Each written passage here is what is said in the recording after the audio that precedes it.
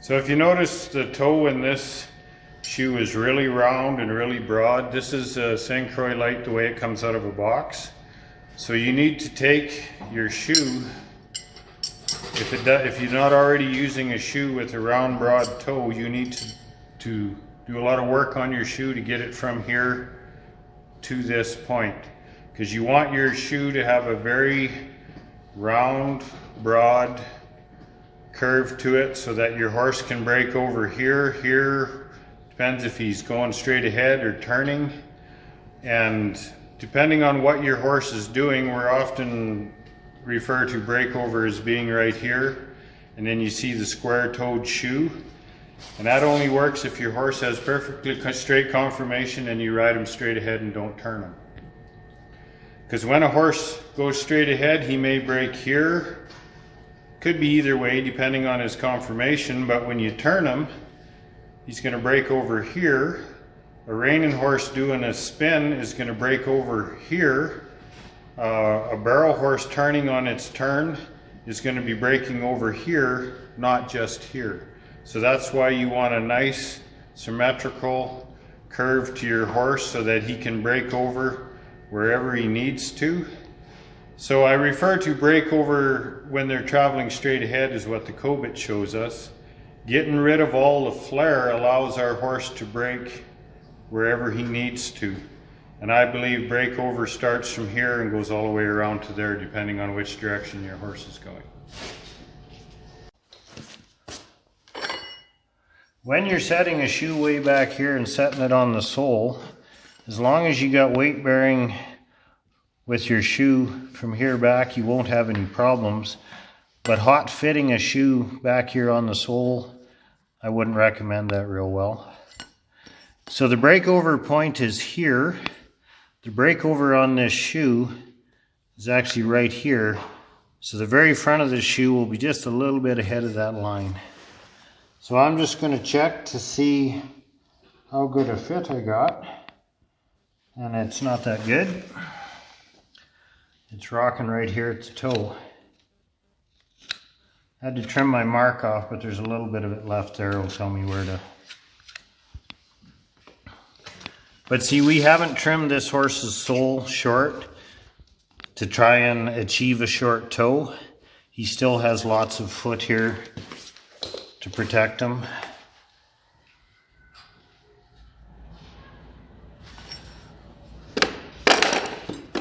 It's a little bit high on this heel.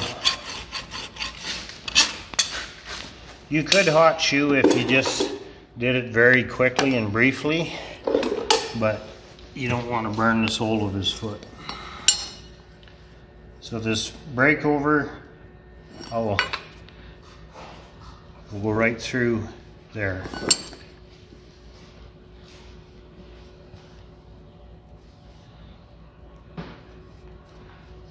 I always start with second nail from the back.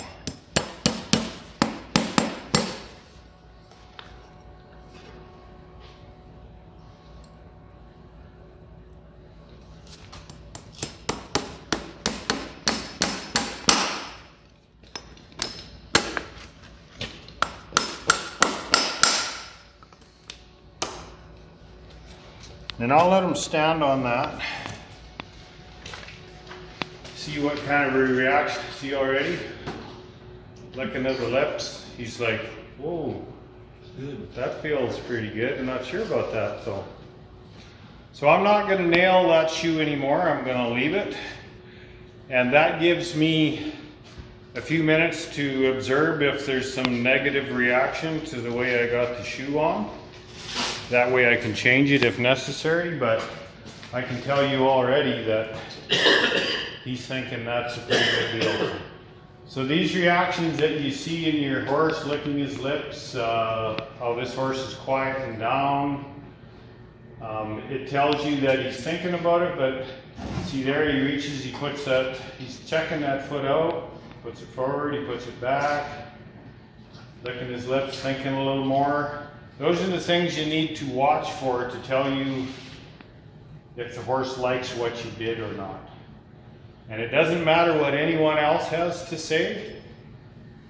This guy's opinion is the only one that matters as to what I'm doing here today. No one else's opinion really matters. Okay, so we're happy with the way he stands on this foot, this shoe. So just checking, I need to shift it that way just a little bit.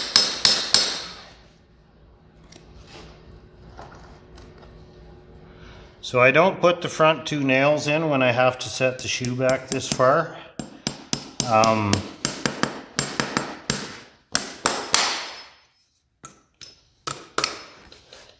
All of this up here is just dead hoof wall.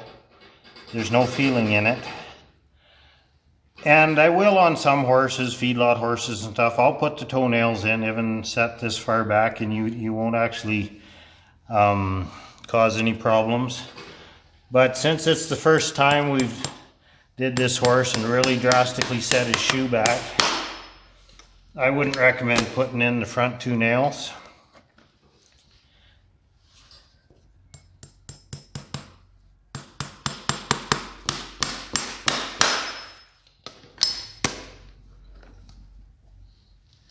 There again, like here, you'll have to aim your nail out a little bit because the shoe's set in fairways, but anyone that's confident with nailing it all won't have any trouble getting that to work.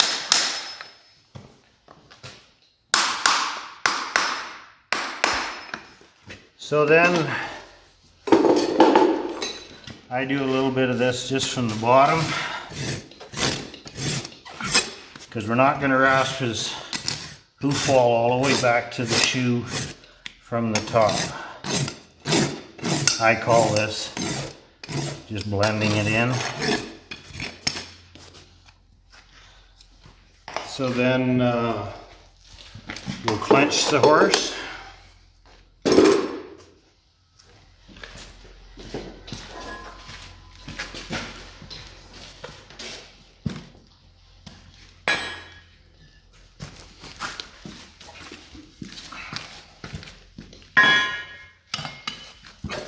So your clenching is the same as you would shoeing any other horse.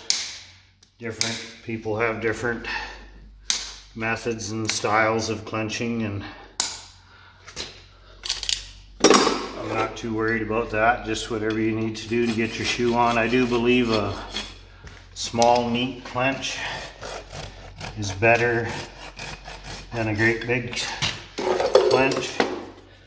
A clench like this here will hold your shoe on under any normal circumstances, but should your horse get it caught in something or step on it, these clenches will give way without tearing your horse's foot all apart. So now the difference in top dressing the foot is I don't rasp this all the way back to the hoof wall. I just make it sure there's no flare, just kind of make it a little bit attractive looking.